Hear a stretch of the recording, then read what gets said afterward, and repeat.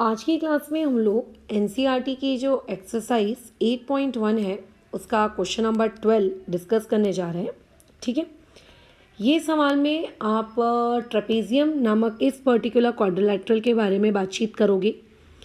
तो इस सवाल में डायरेक्टली जंप करने से पहले कि इसका सल्यूशन क्या होगा, ये जानने से पहले बहुत ज़रूरी है कि ट्रेपेजियम इस पर्टिकुलर क्वाड्रिलेटरल से रिलेटेड कुछ बेसिक प्रॉपर्टीज़ आपको पता हो कि ट्रेपेजियम कौन कौन सी प्रॉपर्टी शो करता है। अभी तक आपने क्या किया, ज़्यादातर आपका वक्त कहाँ बीता है? ज़्यादातर आपका वक्त अभी बीता है पैरेललोग्राम, रोम्बस, स्क्वायर, रेक्टेंगल, है ना। बट ट्रेपेजियम में आपने अपना कभी टाइम इन्वेस्ट नहीं किया, तो ट्रेपेजियम की बेसिक प्रॉपर्टीज़ आपको पता होनी चाहिए। तो इस सवाल को कराने से पहले मैंने आप लोगों को अलग से एक ट्रेपेजियम का इंट्रोडक्टरी पार्ट सिखाया है। ट्रेपेजियम से रिलेटेड कोई छोटे मोटे क्वेश्चंस मैंने करवाए हैं, तो यानी कि तुम्हें अच्छा खासा आइडिया है। अगर तुम में से कोई ऐसा है जिसने वो सारे काम नहीं किए हैं तो मुझसे उसके वीडियोस की लिंक मांग लो, मैं दे दूंगी। ठीक है, और उसके बाद ही इस क्वेश्चन में मूव करना। अदरवाइज ऐसा हो जाएगा कि हम एनसीईआरटी के एक एक सवालों को बस सोल्यूशन देख के रट रहे हैं। ठीक है, वो नहीं होना चाहिए। खैर, अभी सवाल में आगे मूव करते हैं। बोला जा रहा है कि quadrilateral ABCD is a trapezium, और उसमें वो ये कह रहा है कि इस क्वाड्रिलेटरल में जो आपको ये ऊपर से आपको जो ये AB दिख रहा है और आपको जो ये नीचे से आपको ये जो CD दिख रहा है, ये वाला AB और ये नीचे वाला जो आपका CD है, ये आपस में पैरेलल है। ऐसा क्वेश्चन वाला कह रहा है, ऐसा मैं नहीं कह रही हूँ। ठीक है, अच्छा। और ऐसा क्वेश्चन वाले ने कहा कि ये जो देखो ये, क्योंकि ये दोनों आपस में पैरेलल हैं, है ना, ये दोनों आपस में पैरेलल हैं, तो इस क्वेश्चन में जो AB एंड BC है, ये इस सवाल की पैरेलल साइड्स मानी जाएंगी। क्या मानी जाएंगी? इसकी parallel sides, pair of parallel sides. लेकिन इसी सवाल में जो ये वाला AD है, जिसको मैं ब्राउन कलर से शेड कर रही हूँ, और ये वाला जो BC है, जिसको अभी मैं अगेन ब्राउन कलर से शेड कर रही हूँ, इनके आपस में पैरेलल होने के बारे में कुछ भी नहीं बोला है। और वैसे भी ट्रेपेजियम में सिर्फ एक ही पेयर उसका पैरेलल होता है, अनलेस अनटिल सेकेंड पेयर को पैरेलल ना कहा जाए। ठीक है, तो इस सेकेंड वाले पेयर के बारे में आपको ये बोला है कि ये सेकेंड वाला पेयर आपस में इक्वल है, यानी कि ये वाला AD का जितना भी वैल्यू होगा उतना ही वैल्यू ये वाले BC का भी होगा। तो क्वेश्चन में अगर मैं इसके गिवन डेटा की बात करूं, तो क्वेश्चन में गिवन डेटा मेरे पास ये है कि quadrilateral ABCD is a trapezium. ये आप लोगों का क्या है? ट्रेपेजियम है। ठीक है, इसके आगे के गिवन डेटा की अगर हम बात करें तो इस क्वेश्चन में गिवन ये है कि AB पैरेलल हो गया है CD के, और इस क्वेश्चन में गिवन ये है कि AD और BC आपस में क्या हो गए? इक्वल हो गए। ऐसा इस क्वेश्चन में गिवन है। जैसा कि मैंने क्या कहा कि अगर आपने इस क्वेश्चन को सॉल्व करने से पहले मेरा ऑलरेडी ट्रेपेजियम वाला एक इंट्रोडक्टरी वीडियो देखा है तो आपको पता होगा, मैंने उसमें बताया है कि ऐसे ट्रेपेजियम जिसकी नॉन पैरेलल साइड्स, मतलब जो आपको पैरेलल नहीं दी है, ठीक है, यहाँ पे आप लोगों का वो जो AD है और जो आप लोगों का BC है, ये आपको पैरेलल नहीं दिया है, तो इसको हम लोग कहते हैं नॉन पैरेलल साइड्स। तो मैंने ऑलरेडी इंट्रोडक्शन वाले वीडियो में ये बताया था कि जो नॉन पैरेलल साइड्स होती हैं, ये अगर आपको इक्वल दे दी जाएं तो ऐसे ट्रेपेजियम को आइसोसेलेस ट्रेपेजियम कहते हैं। ठीक है, तो कायदे से अगर मैं बात करूं तो ये ABCD आप लोगों का क्या है? एक आइसोसेलेस ट्रेपेजियम है। ठीक है, ये मैंने एक्स्ट्रा नॉलेज के तौर पे आपको ऑलरेडी बताया है, और आइसोसेलेस ट्रेपेजियम से रिलेटेड कुछ इंपॉर्टेंट रिजल्ट भी मैंने बताए। ठीक है, बट खैर तुम्हारी एनसीईआरटी में अलग से आइसोसेलेस ट्रेपेजियम करके कोई वर्ड का इस्तेमाल नहीं किया गया है, तो इस क्वेश्चन को सॉल्व करते वक्त भी हम लोग आइसोसेलेस ट्रेपेजियम जैसे किसी शब्द का इस्तेमाल नहीं करेंगे, और नॉर्मल तरीके से, ठीक है, नॉर्मल तरीके से बेसिक कॉन्ग्रुएंसी वगैरह लगाकर इस सवाल को सॉल्व करने वाले हैं। ठीक है, बट याद तो आ गया ना कि हाँ, ये एक आइसोसेलेस ट्रेपेजियम है। कर सकते हो उस कंसेप्ट से भी, लेकिन वो डिपेंड करेगा तुम्हारा स्कूल टीचर कहीं काट ना दे, वो ये बोल के कि देखो तुम्हारी एनसीईआरटी में तो आइसोसेलेस ट्रेपेजियम जैसा कोई वर्ड ही नहीं है फिर, है ना। इसीलिए मैं उस टेक्निक से नहीं करवा रही हूँ उस क्वेश्चन को, अदरवाइज किया जा सकता है डायरेक्ट रिजल्ट्स को यूज़ करते हुए। अभी जैसे कि आगे बढ़ते हैं हम लोग, यहाँ पर क्या बोला जा रहा है टू प्रूव में। अच्छा, टू प्रूव आपको क्या करने को कह रहा है, टू प्रूव आपसे वो ये करने को कह रहा है टोटल 5 पार्ट्स, ठीक है। यहाँ पे आपको जो टू प्रूव करना है वो बेसिकली कितने करने हैं, टोटल 5 पार्ट्स आपको यहाँ पे टू प्रूव करनी है, ठीक है, कोई दिक्कत नहीं है। पहला पार्ट वो ये कह रहा है, ठीक है, पहला पार्ट वो आप लोगों को ये कह रहा है कि पहले पार्ट में आपको एंगल ए को और एंगल बी को आपस में इक्वल बताना है, ठीक है, एंगल ए को और एंगल बी को आपस में इक्वल बताना है। दूसरे पार्ट में एंगल सी को और एंगल डी को आपस में इक्वल बताना है। और तीसरे पार्ट में ट्रायंगल ए बी सी और आपका ट्रायंगल बी ए डी जो भी डायग्राम में क्रिएट हो रहा होगा, ठीक है, जो भी डायग्राम में क्रिएट हो रहा होगा वो हम देख लेंगे, उन्हें आपस में कॉन्ग्रुएंट बताना है। और चौथे पार्ट में यहाँ पे आपको आपका डायगोनल, ठीक है, ए सी और आपको आपका डायगोनल बी डी उनको भी आपस में इक्वल बताना है। तो टोटल इस क्वेश्चन को कितने पार्ट्स में सॉल्व करना है, टोटल इस क्वेश्चन को आप लोगों को 4 पार्ट्स में सॉल्व करना है।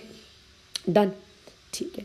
अब देखो क्या है, ठीक है, बराबर। अब इसमें क्या है, आपको नीचे में क्या दी हुई है, एक हिंट दी हुई है, इस क्वेश्चन को सॉल्व करने के लिए हिंट दी हुई है। बट आप ऐसा बिल्कुल एक्सपेक्ट ना करें कि पेपर में आपको ये हिंट आपके टीचर्स लिख कर देंगे।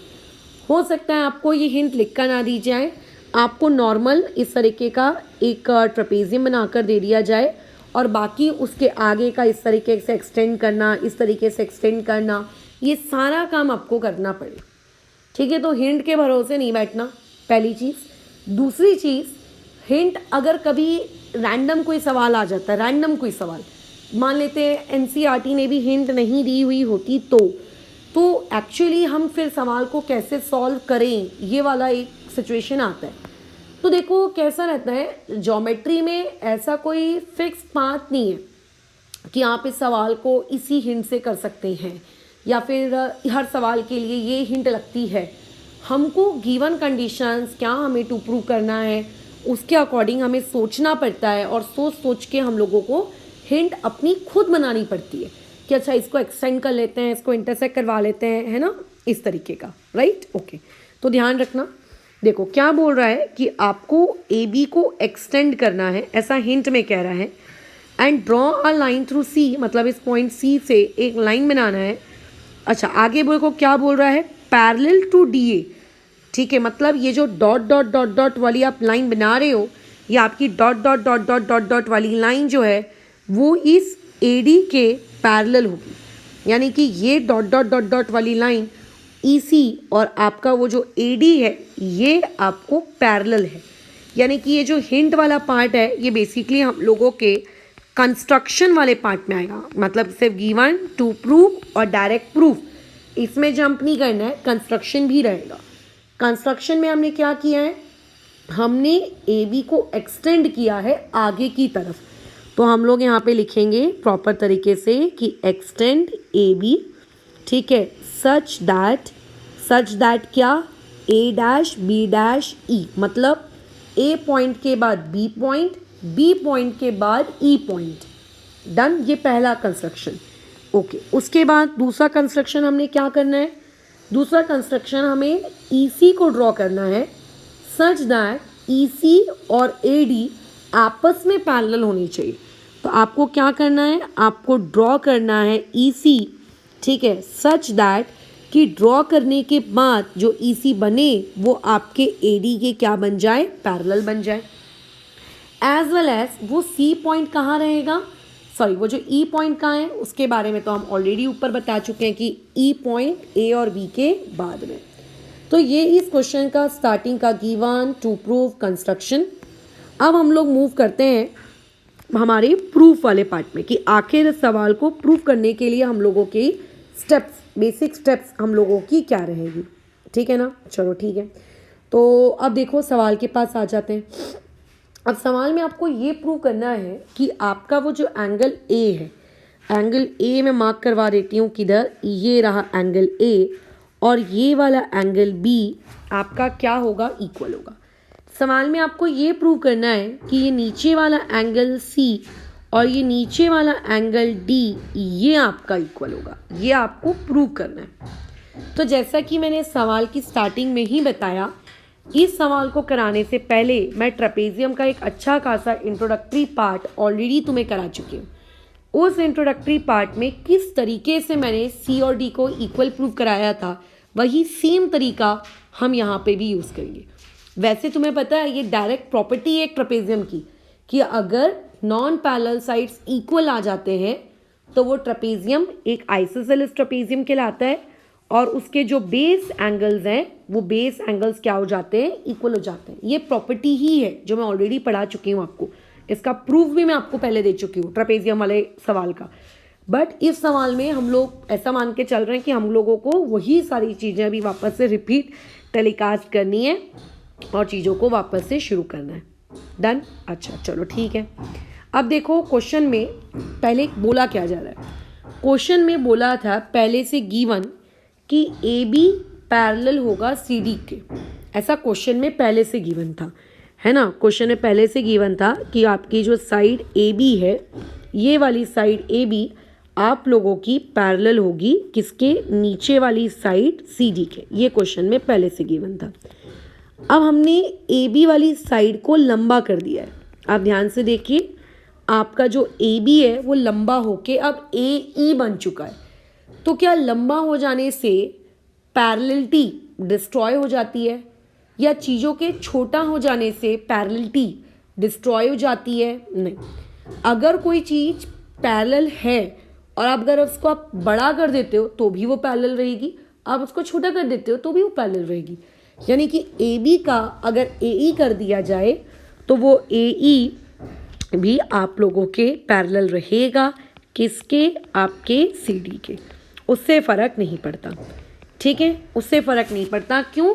क्योंकि A point, B point, E point तीनों कोलिनियर हैं, एक लाइन से लाई कर रहे हैं, तो आप उन्हें छोटा करो बड़ा करो उससे कोई फ़र्क नहीं पड़ता। अच्छा, कंस्ट्रक्शन में हमने ये डेटा पहले से लिख कर रखा है, ये डेटा हमने पहले से लिख कर रखा है कंस्ट्रक्शन में कि जो ईसी बनेगा वो ईसी आप लोगों के एडी के पैरेलल होगा। ये डेटा मैंने पहले से लिख कर रखा है कंस्ट्रक्शन में, ठीक है। ये वाला डेटा जो है, ये वाला डेटा मैं कहाँ से ला रही हूँ, कंस्ट्रक्शन से ला रही हूँ, ठीक है। ये वाला डेटा मैं कहाँ से ला रही हूँ, कंस्ट्रक्शन से। तो तुमको नहीं लगता कि अभी डायग्राम में अगर हम गए और डायग्राम वाले को बोले कि भैया ये जो डेटा अभी आप लिखे हुए क्या है, तो डायग्राम वाला बोलेगा कि मैडम आपका डेटा ये है कि आपका ये ऊपर वाला ए ई इस नीचे वाले डी सी के पैरेलल हो गया है, ये बाजू वाला ए डी इस बाजू वाले ई सी के पैरेलल हो गया है। तो तुम्हें नहीं लगता ये जो ऑरेंज कलर का बॉक्स बना है, जिस ऑरेंज कलर के बॉक्स का नाम है ए ई सी डी, ये ऑरेंज कलर का बॉक्स मेरा एक पैरेललोग्राम होगा, ठीक है। ये ऑरेंज कलर का बॉक्स मेरा पैरेललोग्राम होगा, क्योंकि हम पैरेललोग्राम के टेस्ट ऑलरेडी पढ़ चुके हैं कि अगर दोनों पेयर क्या आ जाएं, पैरेलल आ जाएं, दोनों पेयर क्या आ जाएं, पैरेलल आ जाएं, तो आपका वो पर्टिकुलर डब्बा पैरेललोग्राम कहलाता है। तो यहाँ पे हम क्या लिखेंगे कि here both pair of sides, ठीक है, आर पैरेलल। यहाँ पे दोनों के दोनों पेयर आपके क्या हैं, पैरेलल आ गए। सो देयरफॉर वो जो ऑरेंज कलर का डब्बा है, वो ऑरेंज कलर का डब्बा आप लोगों का ए ई सी डी, ठीक है, वो ऑरेंज कलर का डब्बा ए ई सी डी आप लोगों का क्या है, पैरेललोग्राम है। बट मैडम हमको उस ऑरेंज कलर के डब्बे को पैरेललोग्राम तो प्रूव करने के बारे में बोला ही नहीं गया था, राइट। इस क्वेश्चन में तो आपको बोला ही नहीं था कि उस डब्बे को आप पैरेललोग्राम प्रूव करो, फिर आपने उसको पैरेललोग्राम क्यों प्रूव कर दिया अननेसेसरी। तो मुझे ऑब्वियस है कि उस डेटा की कहीं ना कहीं नीड है, इसीलिए मैंने उसको पैरेललोग्राम प्रूव कर दिया। आगे जब मुझे उसकी ज़रूरत पड़ेगी तो उस डेटा को मैं क्या कर लूँगी, इस्तेमाल।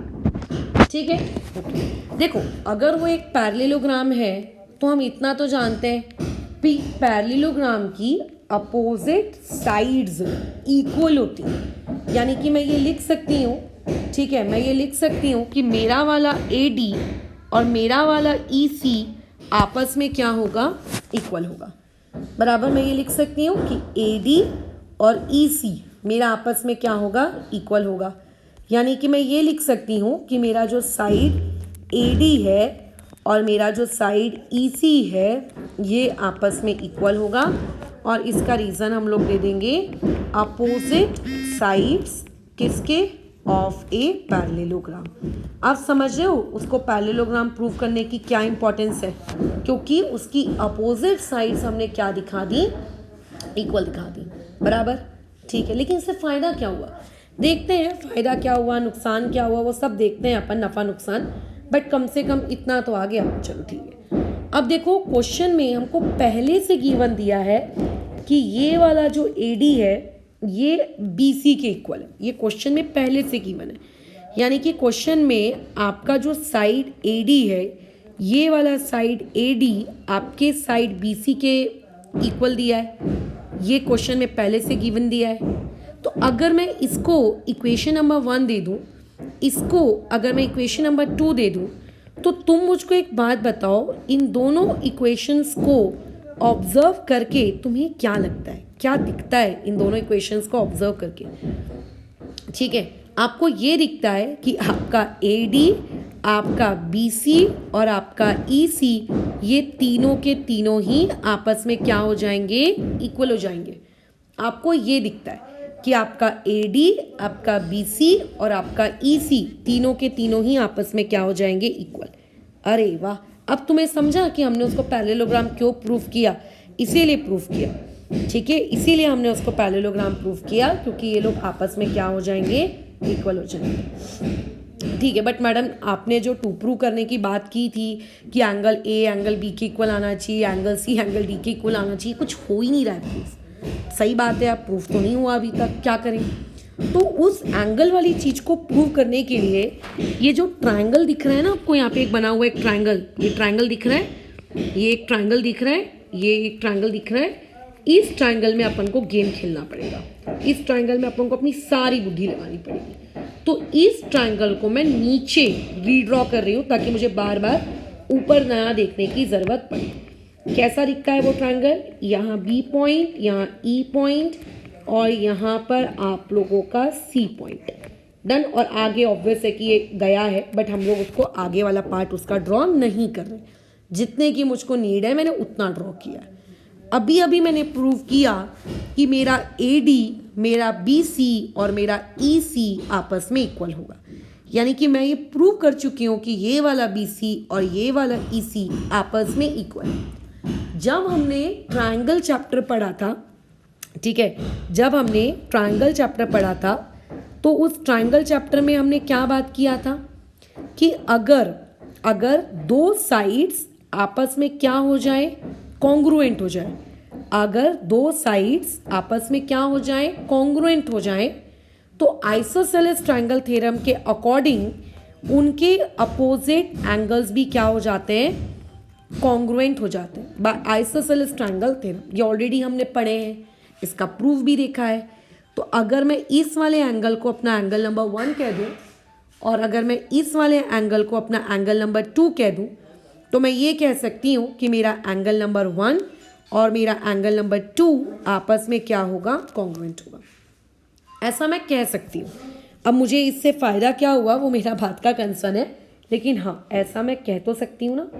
बिल्कुल कह सकते हो आप, क्यों नहीं कह सकते इसको, है ना, बिल्कुल कह सकते हो। चलो अच्छी बात है। अब आगे क्या, आगे देखना पड़ेगा, प्रूफ देखना पड़ेगा आगे क्या है, क्या स्टेप्स हम लोग यूज़ कर सकते हैं। देखो अभी इसी ट्रायंगल के बाजू का जो ये एंगल है, मैंने पूरा डायग्राम बनाया नहीं है, बट ये जो बाजू का जो ये एंगल है, इस एंगल को मैं एंगल 3 दे रही हूँ।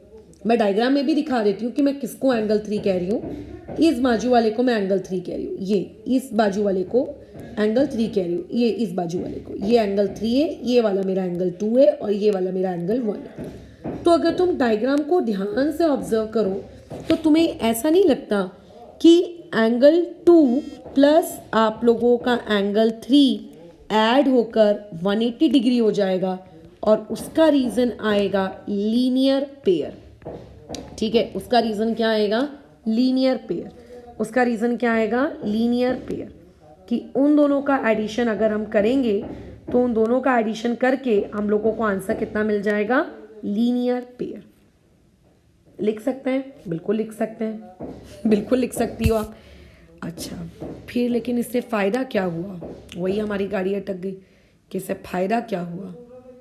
अच्छा, अब फ़ायदा ये है कि अगर मैं इसको इक्वेशन नंबर 3 दे दूँ तो मैं ये जानती हूँ कि 1 इज़ इक्वल टू 2, यानी कि इस 2 की जगह मैं क्या लिख सकती हूँ? 1। तो एंगल 1 और आपका 2 इक्वल है, इसीलिए 2 को हटा के मैंने वहाँ 1 लिख दिया। तो एंगल 1 प्लस एंगल 3 ये आपका कितना डिग्री आ गया? 180। इसका रीज़न दे देंगे फ्रॉम 3 और इसको हम अपनी खुद की एक नई इक्वेशन नंबर देकर 4 छोड़ दिया। बट मैडम अभी इससे क्या फ़ायदा हुआ? यार तुम बहुत सोचते हो फ़ायदे नुकसान के बारे में। खैर, वापस से ऊपर आओ ओरिजिनल डायग्राम में।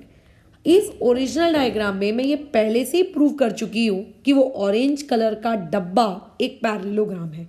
बताओ किए हैं कि नहीं किए हैं? प्रूफ किया है। अच्छा, इस ऑरेंज कलर के इस डब्बे का ये जो एंगल नंबर ए है इसको मैंने 4 नंबर मार्क कर दिया। इसे मैंने क्या मार्क कर दिया? 4। तो तुम्हें नहीं लगता कि एंगल ए और एंगल ई ये दोनों इस पैरेललोग्राम के एडजेसेंट एंगल्स हैं? नहीं लगता? अरे हाँ यार, और हमने पैरेललोग्राम का कूट कूट कर ज्ञान प्राप्त किया है कि पैरेललोग्राम में एडजेसेंट एंगल्स का एडिशन 180 होता है। यानी कि मैं यहाँ पे ये लिख सकती हूँ कि angle 1 plus angle 4 equal to 180 degree.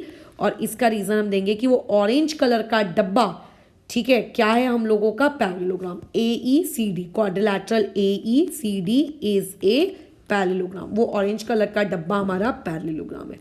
And give it equation number 5। अब देखो ये इक्वेशन नंबर 4 आपके पास है, ये रही आपकी इक्वेशन नंबर 4, ये रही आपकी इक्वेशन नंबर 5। आप एक काम करिए, इन दोनों इक्वेशंस को आपस में सब्ट्रैक्ट कर दीजिए। तो सब्ट्रैक्टिंग इक्वेशन नंबर 4 या जो भी आप लिखें 5, ठीक है, फ्रॉम इक्वेशन नंबर 4, इसको हमने सब्ट्रैक्ट कर दिया। तो अगर आप सब्ट्रैक्ट करोगे तो आपने बेसिक सब्ट्रैक्शन करना लोअर स्टैंडर्ड में सीखा है, नहीं तो पॉलिनोमियल्स में भी मैंने सिखाया था किस तरीके से साइन वगैरह चेंज करते हैं लॉन्ग डिवीजन मेथड पढ़ाते वक्त, है ना।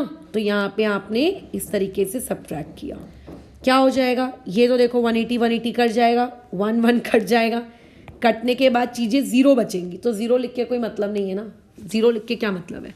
क्या बचेगा? एंगल 3 बचेगा। क्या बचेगा? एंगल 4 बचेगा।